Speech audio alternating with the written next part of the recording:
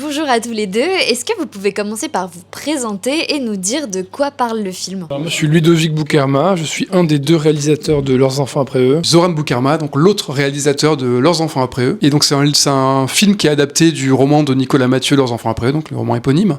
Et ça raconte l'histoire de Anthony qui a 14 ans, qui s'ennuie un été dans une vallée de la Moselle, qui va avec son cousin pour aller à une soirée voler une moto parce qu'il est amoureux d'une fille et qui va se faire voler cette moto lors de cette soirée. Et ça va déclencher un peu le délitement de sa famille. Voilà. Non, c'est ça, c'est à la fois une histoire d'amour, puisqu'on suit Anthony qui est fou amoureux de Steph, et on suit cette histoire d'amour se développer sur 4 étés dans les années 90. Et en même temps, il y a une histoire de vengeance autour du vol de la moto et une histoire de rivalité entre Anthony et Assine, comme ça, pareil, qui se file sur les 4 étés. Le tout avec beaucoup de musique et beaucoup de fougue, voilà, de violence, un peu de sexe, voilà. Le film, il est adapté d'un livre, alors pourquoi avoir voulu l'adapter au cinéma et pourquoi aussi le réaliser ensemble? Déjà qu'on a retrouvé beaucoup de notre adolescence dans le roman de Nicolas Mathieu. Alors parce que le milieu social qui est dépeint, celui du personnage principal d'Anthony, c'est le même que celui dans lequel on a grandi. Alors on n'a pas grandi nous dans l'est de la France, mais on a grandi dans le sud-ouest, dans un milieu populaire, rural, loin des villes, et je crois qu'on s'est vraiment beaucoup retrouvé là-dedans, simplement. Et je crois que ce qui nous a plu aussi dans le roman, c'est que c'est à la fois un prix Goncourt, donc c'est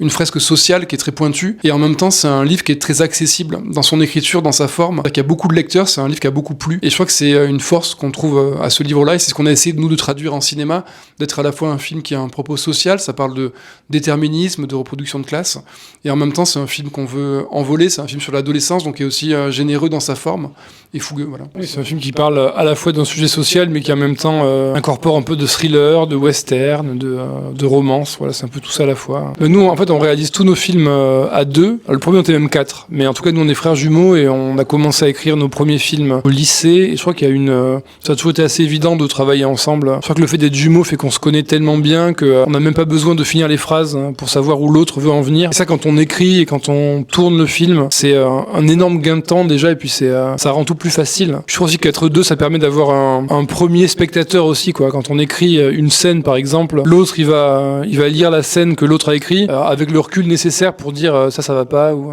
ça permet de garder toujours du recul sur ce qu'on fait. Et aussi le fait qu'on soit frères et qu'on se connaisse si bien, ça fait qu'il n'y a pas trop d'ego entre nous et on n'a pas peur de se dire quand ça va pas. Ouais, puis je crois qu'il y a aussi un truc où le fait qu'on soit deux, ça fait que sur le plateau, souvent quand on doute, fatalement on doute à voix haute parce qu'on s'échange des idées. Je pense que ça permet aussi aux autres membres de l'équipe du coup de se greffer au débat.